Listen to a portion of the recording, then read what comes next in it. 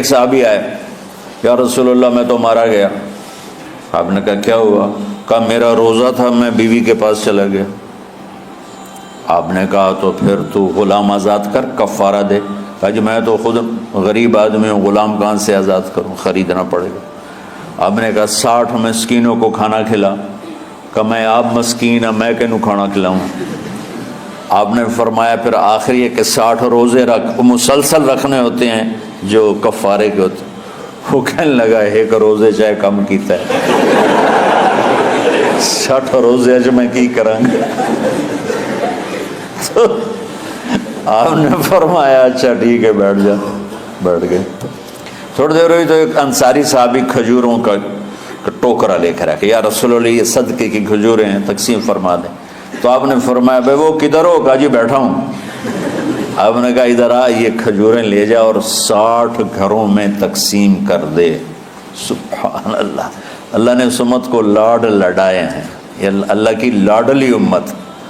عجیب واقعہ یہ، کہنے لگا یا رسول اللہ کی قسم مدینے میں مجھ سے غریب کوئی نہیں، آپ ایسا کرو یہ میرا کفارہ مجھے ہی صدقہ کر دو۔ تو آپ اتنا ہنسے کہ یہ آخری دانت نظر آنے لگے۔ بہت کم ایسا ہوتا تھا، فضحک حتی بدت نواجذہ، ایسا ہنسنا آپ کبھی کبھی ہنستے تھے کہ آخری دانت پورا منہ کھل جائے، تو آپ اتنا ہنسے کہ آخری دانت تک نظر آنے لگے۔ تو آپ نے کہا اچھا جا لہ جا تیرے واسطے، لیکن یہ صرف تیرے لیے اور کسی کے لیے نہیں ہے۔ تو جب ایسی خیانت ہوئی تو اللہ تعالیٰ نے دوسرا حکم بھی اتار دیا، باشروہن، کہ تمہارے لیے بیوی بھی حلال ہے، کھانا بھی حلال ہے جب تک صبح صادق نہیں ہو جاتی۔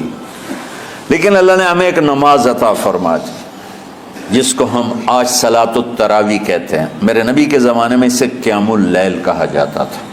تو اللہ نے ہمیں رات کی نماز عطا فرمائی، اور چونکہ یہ ایک مشقت ہے تو میرے نبی نے کہا یہ رات کی نماز کے ہر سجدے پر 1500 نیکی لکھی جاتی، 1500 نیکی لکھی جاتی۔ اور اللہ تعالیٰ ہر سجدے پر جنت میں ایک محل بناتا ہے جس کے 60,000 سونے چاندی کے دروازے ہوتے، اور ایک درخت اس کے لیے لگاتا ہے جس کے نیچے 100 سال گھوڑا دوڑ سکتا ہے۔ تو رمضان کا اہتمام آپ رجب سے شروع فرما دیتے تھے۔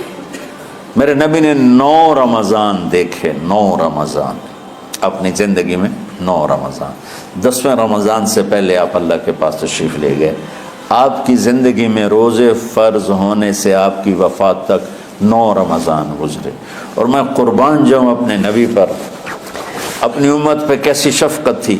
آپ سحری کھاتے تھے بالکل آخری وقت، ادھر بلال اذان دے رہا ہے اور ادھر آپ آخری لقمہ کھا رہے ہیں، اور ادھر سورج نیچے ہوا اور آپ کھجور منہ میں۔ ایک آدمی اوپر کھڑا ہوتا تھا مدینے میں تو وہ چھت پہ، گھر کی چھت پہ کھڑا ہوتا تھا، سفر میں ہے تو وہ کسی پہاڑی پہ کھڑا ہوتا تھا۔ جو ہی سورج کا کنارہ نیچے جاتا اب فوراً وہ کہتا یا رسول اللہ قد غربت، تو آپ کھجور منہ میں ڈال لیتے تھے، یا پانی، کبھی پانی سے افطار فرماتے تھے، کبھی کھجور سے افطار فرماتے تھے، کہ میری امت پہ بھوک کا وقت کم سے کم آئے۔ آج کل جو یہ ہمارے افطاری کے اوقات ہیں نا، یہ سورج ڈوبنے کے بھی 2-2.5 منٹ بعد کے ہیں کہ احتیاطاً، ٹھیک ہے چلو احتیاط کر لو کوئی مسئلہ نہیں، لیکن اصل ہے ادھر چونکہ اب سورج ہمیں نظر ہی نہیں آتا ہے، اس طرح ہم گھرے ہوئے ہیں شہروں میں، دیہاتوں میں بھی اب اس طرح کا ماحول ہے کہ وہ نظر نہیں آتا ہے، تو بہتر کہ ادھر سورج غائب ہو، ادھر لقمہ منہ میں جائے۔ لیکن یہ تب ہے جب آپ نظر آ رہا ہو۔ اب جب آپ یہاں بیٹھے ہو حسنین میں تو یہاں تو کوئی سورج نظر نہیں آئے گا، یہاں تو مینار ہی نظر آئے گا، تو لہٰذا احتیاط ٹھیک۔ ہمارے اہل حدیث بھائی وہ 2 منٹ پہلے ہم سے افطار کرتے ہیں، تو بڑی اچھی بات ہے کہ سورج کے غروب ہونے کا جو اصل وقت ہے اس کے ساتھ ہی افطار کرنا۔ اور سحری میں ایک واقعہ سناتا ہوں، آپ سحری کھا رہے تھے، بکرے کی سری پکی ہوئی تھی، تو مولا علی رضی اللہ تعالیٰ عنہ اور رباز بن ساریہ رضی اللہ تعالیٰ عنہ آپ کے ساتھ کھانا کھا رہے تھے، تو حضرت بلال ہے، یا رسول اللہ وقت ختم ہو گیا ہے، میں اذان دینے جا رہا ہوں، آپ برائے مہربانی کھانا پینا بند کریں، اور یہ کہہ کر چلے گئے۔ چھت، ایک انصاری عورت تھی، اس کے گھر کی چھت پہ چڑھ کے اذان دیتے تھے، چڑھنے لگے تو پھر واپس آئے کہ دیکھوں اللہ کے نبی نے کھانا چھوڑ دیا یا نہیں، آگے دیکھا تو وہ کھا رہے تھے، انہوں نے کہا یا رسول اللہ واللہ لقد اصبحت، یا رسول اللہ اللہ کی قسم سحری کا وقت ختم ہو گیا، صبح ہو گئی۔ تو آپ نے ہاتھ پیچھے کر لیا، کہہ رہے تیرا بھلا ہو بلال، ابھی وقت باقی تھا، تیرے قسم کھانے پر اللہ نے اس کو پہلے نکال دیا کہ تیری قسم کہیں جھوٹی نہ پڑ جائے۔ تو حضرت علی نے فرمایا کہ اگر بلال قسم نہ کھاتے تو جب تک میرے نبی کھاتے رہتے صبح صادق نہیں ہونی تھی، تو بالکل آخری وقت میں آپ کھاتے تھے تاکہ کم سے کم وقت امت پہ بھوک کا آئے۔ تو اللہ تعالیٰ آپ کے علم میں برکت دے۔ رمضان علم کا مہینہ ہے، سونے کا نہیں ہے، کھانے کا نہیں ہے، سموسے پکوڑے کا نہیں ہے، رمضان علم کا مہینہ، شب قدر اس میں ہے، اللہ کا عرش پہلے آسمانوں پر ہے، سارا دن ساری رات اللہ کے اعلان ہو رہے ہیں، کوئی بخشش چاہنے والا، کوئی معافی چاہنے والا، کوئی رزق چاہنے والا، کوئی ہدایت چاہنے والا، کوئی شفا چاہنے والا، اور فرشتوں کے اعلان ہو رہے ہیں، بھلائی کرنے والے آگے بڑھ، برائی کرنے والے بس کر دے۔ تو جو رحمت رمضان میں، میرے نبی نے فرمایا اگر میری امت کو پتہ چل جائے کہ رمضان کیا ہے تو یہ تمنا کریں گے کہ کاش سارا سال ہی رمضان ہوتا۔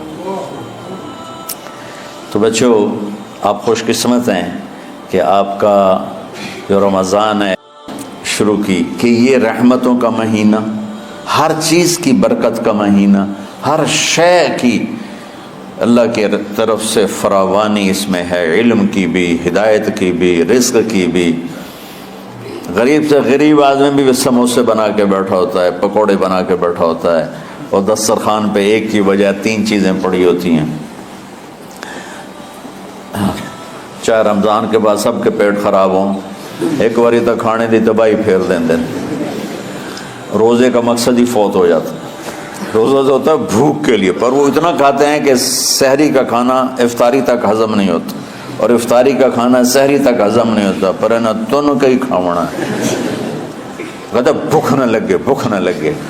وہ بھوک لگنے کے لیے تو روزہ ہے، ایک تو یہ جسم کو صاف کرتا ہے، دوسرا غریبوں کی غربت کا احساس پیدا کرتا ہے کہ جو بھوک تو آج برداشت کرتا ہے، غریب روزانہ یہ بھوک برداشت کرتا ہے۔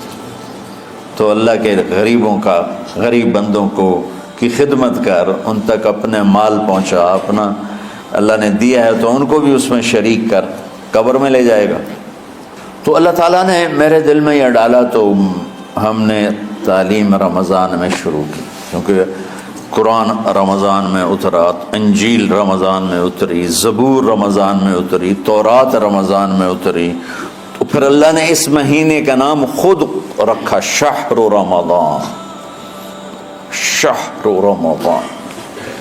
اس میں شب قدر رکھی، اس میں رات کی ایک نماز۔ اچھا، پہلی امتوں پہ روزہ فرض تھا افطاری سے افطاری، افطاری سے افطاری، بہت شدید تھا، 24 گھنٹے کا روزہ، بس افطاری کے بعد آنکھ لگ جاتی تو روزہ اگلا شروع ہو جاتا تھا۔ تو ہم پر بھی پہلے ایسے ہی روزہ اترا، افطاری سے افطاری۔ تو ابن سرمہ رضی اللہ تعالی عنہ اونٹ چرانے والے تھے، وہ شام کو لوٹے تو بیوی سے پوچھا کوئی افطاری کا سامان ہے؟ انہوں نے کہا ہے تو نہیں، میں کہیں سے لے آتی ہوں۔